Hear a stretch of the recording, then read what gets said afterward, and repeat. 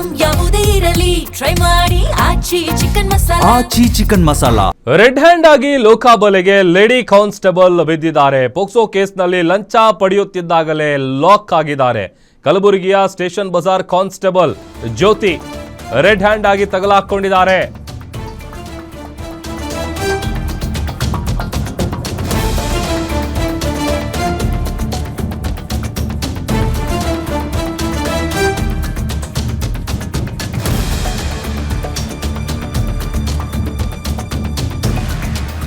POCSO ಕೇಸ್ನಲ್ಲಿ ಲಂಚ ಪಡೆಯುತ್ತಿದ್ದಾಗಲೇ red hand ಆಗಿ ಲೋಕಾಬಲೆಗೆ ಬಿದ್ದಿದ್ದಾರೆ ಲೇಡಿ ಕಾನ್ಸ್ಟೇಬಲ್.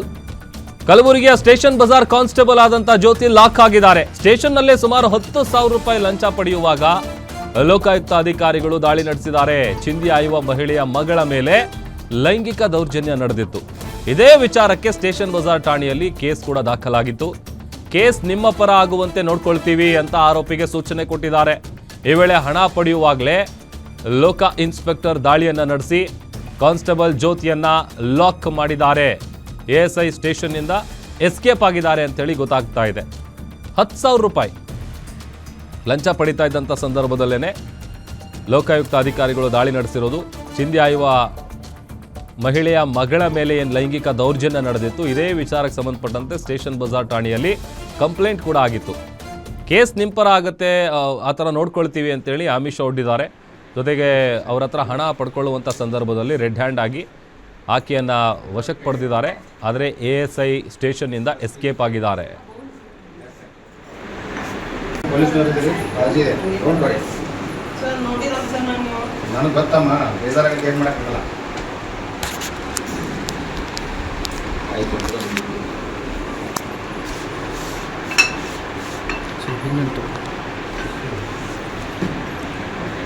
ಸಬ್ಸೈಡ್ ಮಲ್ಲು